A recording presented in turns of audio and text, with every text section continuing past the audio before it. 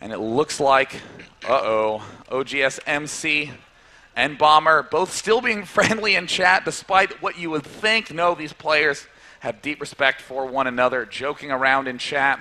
But the jokes are going to end in the next 10 seconds. Because someone's not going to be laughing. That is true. Game 3 about to start between OGS MC and Bomber. Here are the quarterfinals of Dreamhack Summer 2011. The map will be GSL Crevasse. And again, the game begins. Oh, very interesting positions. At the start, we see in the top right corner, the man who did an amazing, amazing play in Game 1 to take the win, losing a fast Game 2. If you would like to see him close the series out, give a cheer for OGS MC. And in the top left corner, as his reputation has already established, he is the master of early aggression, unit positioning. If you'd like to see that same flair, give him a win in Game 3. Give a cheer for Star Tails Bomber. Wow. Excellent reaction there for Bomber. And this is going to be an interesting game, because if they do decide to go for that early Command Center or early Nexus, we could see a long, dramatic final game within this series. Now keep in mind, this is one of the big meta game maps that is. This back expansion encourages a lot of people to take early risks, throwing down Nexuses and Command Centers before any unit-producing structures. But wow, both these players going to be playing a little safe. Gateway going down for MC. Barracks going down for Bomber. Would not be surprised to see Bomber still get an orbital command with no gas and then get an expansion. Looks like Bomber will be scouting the right position first. And didn't get any gas yet, so it looks like Bomber will be going for one Barracks expansion, just like we saw in the first game. And on the other hand, we do have MC going for that simulator. And I wouldn't be surprised once he does scout that Bomber has no gas, that he will go ahead and just one-gate expansion himself into that safe, natural location on the higher ground. And we see the probe zappin', picking off the SCV. A little bit of health. Does manage to stay alive. There's the orbital command. MC knows everything that is going on. Continuing to whack away there. Trying to pull as many SCVs off mining as he can. And meanwhile, in Protoss's main, Bomber likewise sees everything. And the second gas has been added. Trademarked by MC in this series. Skipping that Zealot to get a little bit of an earlier gas out. And we'll have to see, will he add on that? Well, it depends. I mean, does he want to play a macro game? Does he want to play aggressive? And we'll have to see, does he go one-gate expert, or will he add on a higher tech? And we'll have to see. And we do see the command center going down. A hidden probe inside the base of Bomber. Though this Marine sees everything, no matter where the probe is, the Marine will follow. Now it looks like he's still going to try to run up. As you were saying last game, there were some big transitions out of an early expand. Is he adding on 2 more barracks, or will he be adding on a faster factory? All going to be told by this gas timing. But given the fact that this is a rich Vespene geyser, would not be surprised to see Bomber take that immediately. And we do have a Stalker now out. Just going to check around to see if there is an SCV in the base. And we'll want to clear it out if he will find one, but there is not one there. Sentry being followed up now. And we'll have to see where is MC's money. His waypoint for his Nexus is set to the natural high ground, so it looks like we will be seeing a one-gate expand from MC here. And Bomber will be throwing down a bunker, just safe precautions. Doesn't really want to lose a game to any form of Russian. Look at this, actually. We saw this earlier in the tournament where Bomber got a hidden expansion. That's right. Mana tried to scout it out. Got it a little bit too late and was able to defend. Will MC have the same preparedness? Again, Bomber exploiting the fact that this is an easy way to retreat to his main. He can float and return relatively safely. But again, if there are 2 bunkers up on the high ground, that's always a big reveal.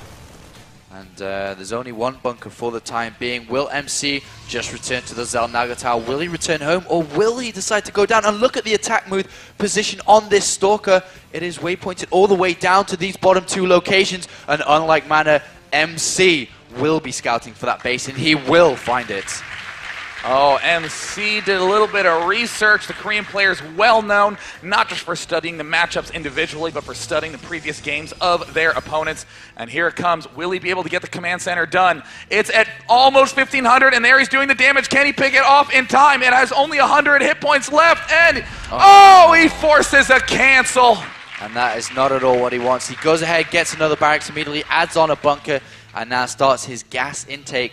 And that's a large hit. That's a lot of money, 400 minerals. Yeah. Even though he cancelled it and got a lot of that money back, that 400 minerals was just sat there for a very long time, and it could have been invested earlier in this barracks, earlier in these refineries, and now Bomber has set himself back a little bit here. Oh, yeah. I mean, that was as bad as it could have been for Bomber. If it got canceled at the start, Bomber could have easily spent some of that tied-up minerals, but not in this case. So that means that MC can easily get a faster third.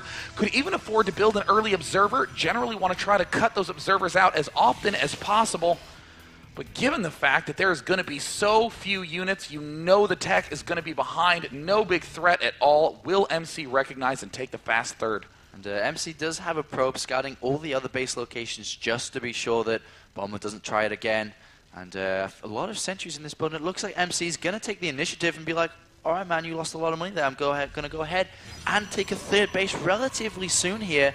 And while he's doing that, he is adding on the Twilight cancel. And that's interesting because usually we see him adding on that robotics base basically almost as soon as that robotics facility finishes, though he has changed up a little bit. And another observer in the making. Going to use the first one to go inside, scout out what exactly is going on, and he will find 3 barracks. He will find 2 tech labs, one with stim beam research, and will most likely find this other command center here. These 2 players in the final match, whoever wins will advance to the semifinals. Going to be an extremely, extremely close finish. We do see that Bomber currently behind in the ability to be aggressive, but catching up in the food. Very smart play by Bomber to still commit to taking the third. 2 more barracks going down, an extra reactor as well. Stim, but no combat shield. We see the Marines pulling back, and will it be a fast blink again? Indeed it will. It looks like MC absolutely wants to be as drop-proof as possible, especially given this vulnerable back base. And this observer from MC sees absolutely everything. Every structure inside the base has been revealed for MC. And we do have some patrol Marines here for Bomber, just in the top location. But this is the thing, though. Bomber, if we look at Bomber's vision, he sees nothing. Doesn't even see the natural, even though he knows it's there. He did have a scan not so long ago. Does see inside the main, does see the Twilight Castle, does see the robotics facility, but has no idea how strong MC's economy will be in the later stages of this game. Bomber picks off the destructible debris outside the front of his base. This will allow him to not get blocked by force fields as easily, but it's not the ramp he has to worry about. It's this little force outside the front. Bomber, though, does have a superior size force. Looks like there's the Guardian Shield going down. Some amazing force fields lock those units outside. And it looks like, this command center could be in trouble. Force field sweeping across the front, target firing with absolutely everything. 15 more seconds until these end up falling, and it looks like it's in the orange. Can it get into the red and begin burning down? There are 3 more force fields at the ramp. Oh, Bomber saves the command center. It is burning down, but will be repaired just about. But excellent from MC, denying that third base, just delaying it a little bit longer than usual while he gets his own up. He's adding the double assimilators, and now the robotics bay has been completed. Thermalance is being researched, along with the Zealot charge speed and +1 Protoss weapons. Does Bomber not realize that this orbital command is burning down? Oh, wow. This is a huge, huge blunder if he ends up getting that, just a free command center. Just lost it essentially to himself. He will be landing it. He does see that it's low on health. Oh no, he hasn't begun repairing it yet. Oh no. No way. Okay, there it is. Oh my goodness. Jesus. That's the kind of mistake you only make when your tournament life is on the line. Little tiny mistakes like that do end up seeping in when the pressure is on. And you know, Apollo, if I had to describe this game with one word, it would be lockdown. Blink Stalkers, force fields. MC is preventing Bomber from doing anything from the skies, anything from the front. And as we see, very few options for Bomber to be aggressive. I know, and he had to kind of cut his medevac production as well. Only could squeeze out 2, and he knew that because he was behind, he had to start that Viking production a little bit earlier than he would have liked. And he does not want to fall behind in their Viking production because of these Colossus. +2 now being chrono boosted out for MC. Meanwhile, the Armory just about finished for Bomber, and he will continue with that and continue with his +2. And Psionic Storm being researched as well from MC, exploring to all different tech patterns throughout this game. And he's really, like you said, going to be hitting Bomber with pretty much everything within the Protoss arsenal. This is a really awkward style to play against for Bomber. Bomber typically would want to get a ton of Vikings against Colossus. Looks like the Stalkers will see all these units doing some damage to the destructible rocks, but he will have to blink to retreat. But we see that the way MC is playing, he's going to have very late Colossus, but a huge, massive ground army of gateway units. Bomber is going to have a difficult time predicting how far he should skew to Medivacs versus how far he should skew to Vikings. Obviously cannot do both at the same time until he gets those 2 starports up, but we see Bomber still getting more reactors, more tech labs, more barracks. Here he is advancing forward. Will he get the EMP off? And, oh, he does not. Big force fields, but there are a surprising amount of ground units for the Terran player. MC getting caught off guard. Where did Bomber get all these units? Wow. And now he will continue to push through. The advantage that MC does, he has a better economy, so he can warp in a lot more units. 3 High Templar do have Storm ready though, but there are 4 Ghosts within this army. If we do get some awesome EMPs down, then that could change everything here. But now the advantage strongly in Bomber's favor. 160 food versus 120. And will Bomber be able to knock out MC here? Looks like Bomber is not very high on SCVs in the production. We do see he is churning out 3 at a time. Observers are spotting everything. MC trying to very carefully position all of his observers to see what is going on. But listen to that healing constantly going off. There are honestly not enough medevacs for Bomber. And if MC can spread out these High Templar, he can avoid a lot of the EMPs. But Bomber not going to go for a kill, going to go for a 4th base. And very smart decision-making from Bomber. Squeezes out 2 more medivacs, knowing that the Viking count is low, and in comes a storm. Oh! Gets sniped by the Ghost. Blink going off, trying to pick off the Templar. Oh! Some big, big feedbacks and some big storms. More Archons getting morphed, but how many Templar are on the field? Will it be enough? 2 Templar are going to have perfect storms. And very nice storms. The army all in orange. But there are so many barracks units. Bomber is streaming in. The Archon's going to have to help him stay alive. But no, the sprinting Marauders will catch up. MC has to turn around. So many Zealots morphing in.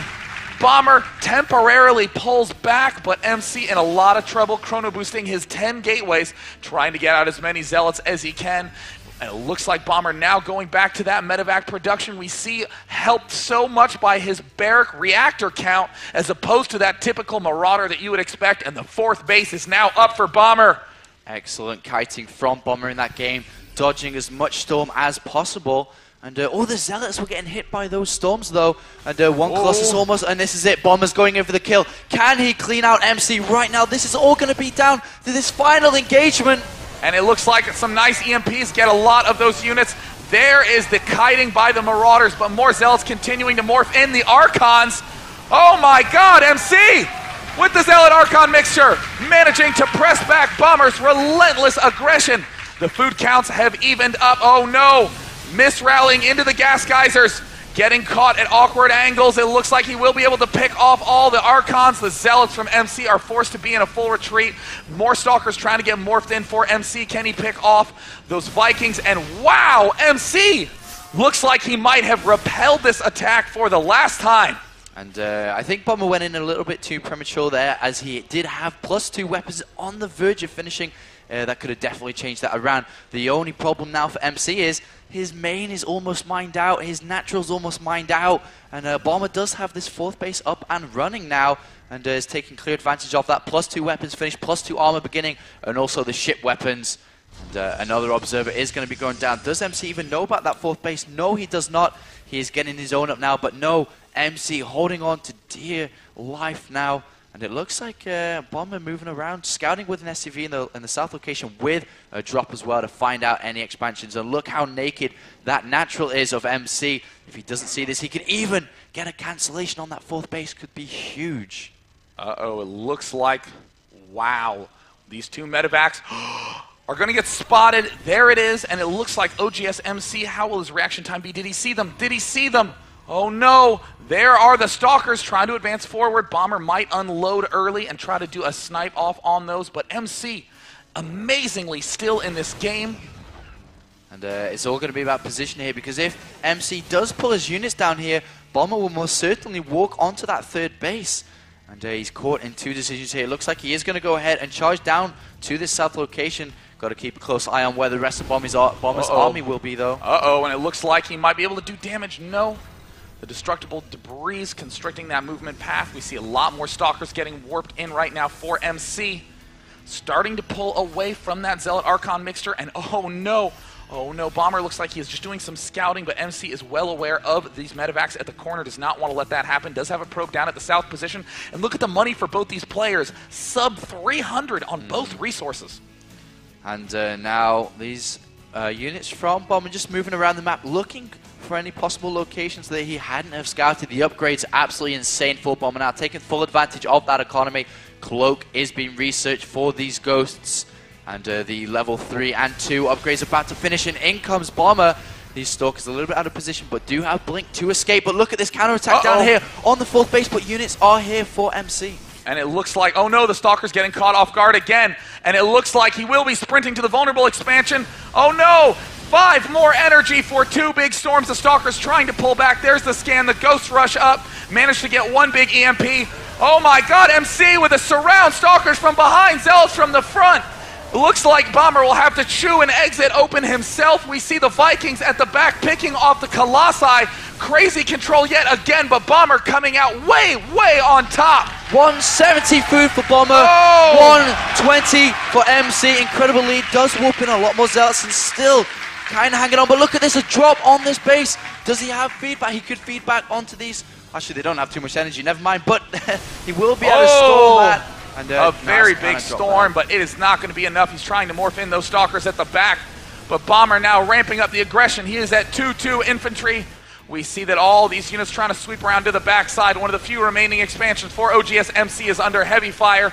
He is trying to control properly. In the meantime, Bomber taking a base at the bottom left, building another command center, moving in the front for a potential kill. Uh-oh, and these high tempo don't have any energy, and this could be it. Bomber coming in, a lot of Vikings, might as well land them. No Colossus 2 kill.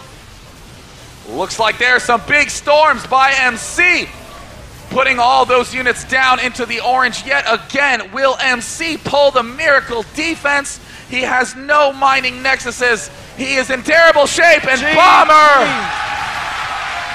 says Korea fighting.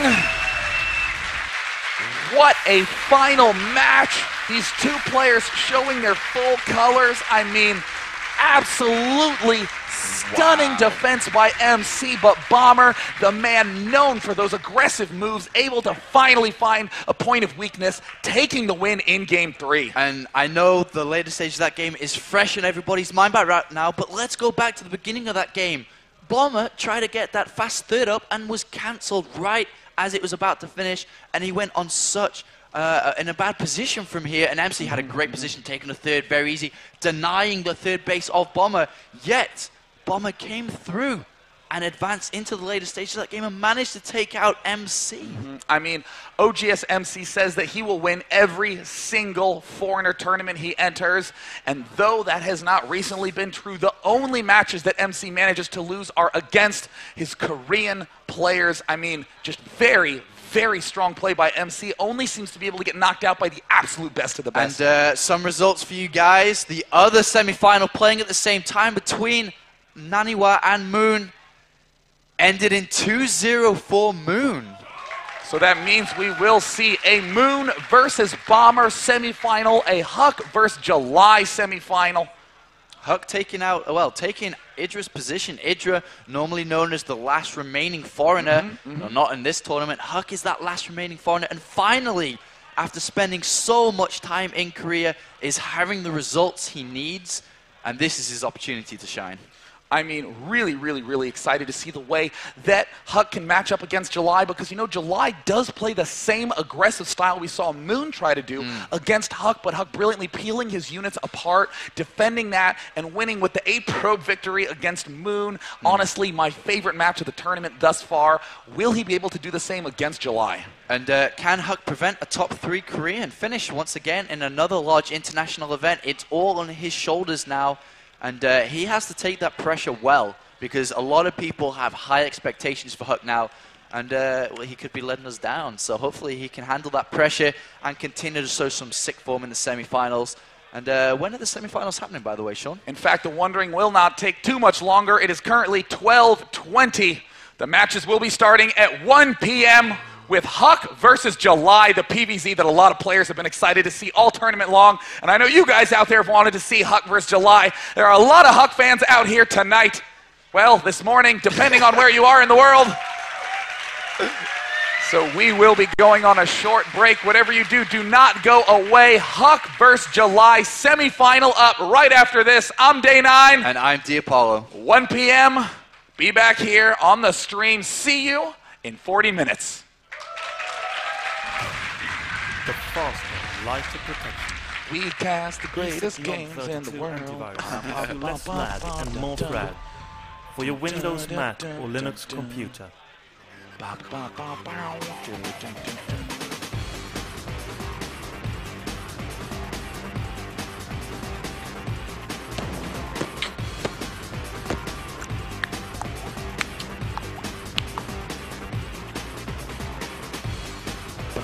Oh, hey, mics are still on. Hey, can you turn off the mics, Eric? They're hearing us on stream.